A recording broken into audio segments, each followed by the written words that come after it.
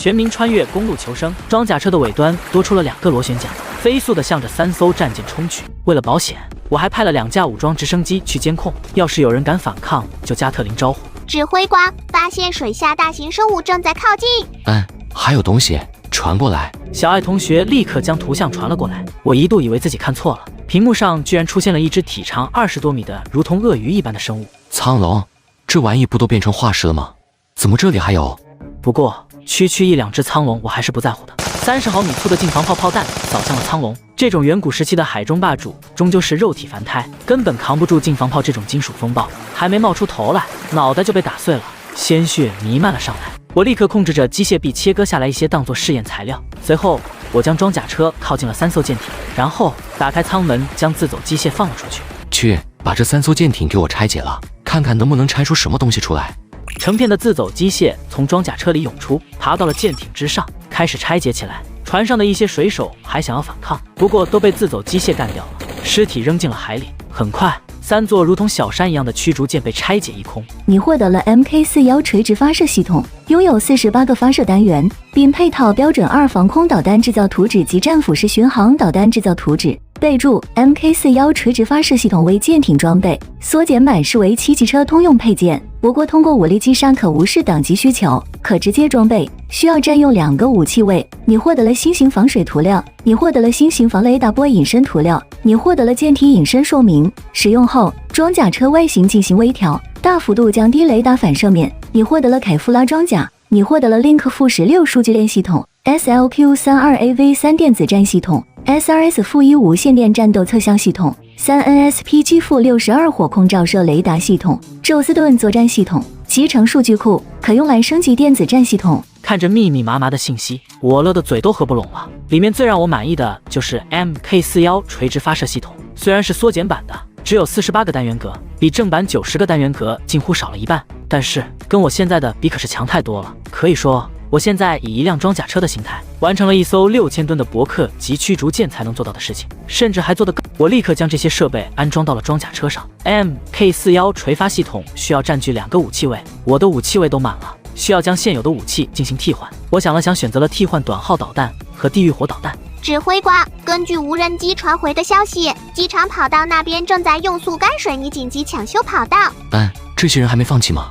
我立刻将图像转了过来，我发现那些机场的地勤正在用速干水泥平整着机场跑道，咆哮者电子战飞机和 F-35C 已经排列在起飞位置，随时准备起飞了。哈，还真是锲而不舍，这种时刻居然还没放弃。既然这样，那我就彻底断了你们的念想吧，发射一发战斧给他们瞧瞧，把飞机跑道给他扬了。这对于战斧导弹来说，简直就是大材小用了。不过我不在乎，有了图纸就是任性。小爱同学接到指令后，直接发出了发射命令，一个发射筒的盖子被掀飞了出去，一枚战斧式导弹腾空而起，随后在天空中拐了个直角，向着机场的方向击射而去。战斧导弹没有任何意外的直接命中了机场跑道，一个硕大的坑洞出现在机场跑道上，甚至比之前的那个坑洞还要大。飞机场剩余的地勤不敢继续逗留，四散奔逃，就连驾驶员看到起飞无望后，也纷纷跳出了座舱，选择了逃离。看到机场的人开始溃逃之后，我并没有忙于登陆机场接手飞机，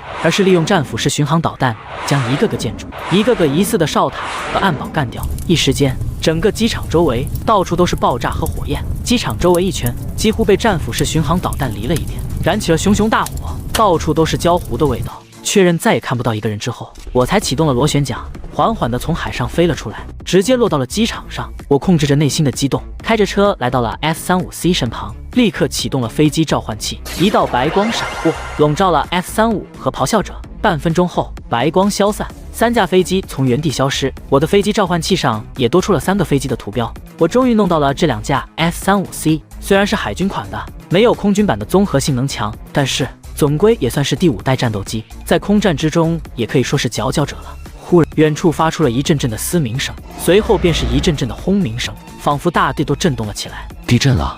我连忙扑到了屏幕前查看状况。此时，远处的工厂打开了合金大门，一只只巨大的恐龙成群结队地从里面冲了出来。那些恐龙还披挂着合金铠甲，脑袋上戴着电磁头环，那些铠甲上甚至还挂着大大小小的导弹。工厂的天棚也打开了几个盖子，大批的翼龙从里面飞了出来，那些翼龙的头上也戴着电磁头环，身上背着小型的炸药包，向着我飞了过来。看到这股清奇的画风，我整个人都斯巴达了。我立刻启动了自己的武器系统，开始了反击。一发发战斧式巡航导弹从单元格里射了出来，向着那群奔跑的恐龙射了过去。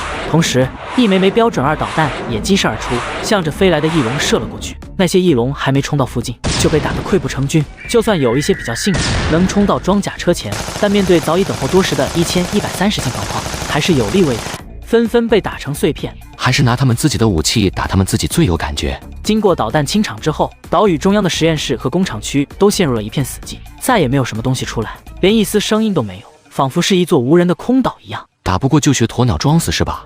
那我就看看你到底能装到什么时候。我看了看飞机召唤器，彩虹4无人机已经冷却完毕。我将彩虹4察打一体无人机召唤了出来，向着实验室方向飞了过去，进行武装侦察。如果发现什么值得关注的战术目标，直接予以摧毁。彩虹4开始在实验室和工厂上空进行侦察，除了在工厂和实验室的门口各自发现了一个哨塔之外，再也没有什么其他方位力量。我发现这岛屿上虽然没有设置防御设施，但是却布置了不少摄像头。这些摄像头都通过无线信号和监控室相连。说到无线信号，这就是我的长项了。小艾同学，能不能通过无线信号接入他们的视频监控系统，反向控制他们的监控？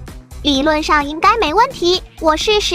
小爱同学说着，开始跟踪对方摄像头的电磁信号，破解对方的加密信号。一眨眼的功夫，小爱同学已经掌控了对方的监控设施，并掌握对方的所有摄像头。指挥官已经掌控了对方的监控系统，经过检查，发现对方已经失去了绝大多数的反抗能力。目前最强力的反抗武器为手枪，所有人藏在实验室地下的安全屋之中。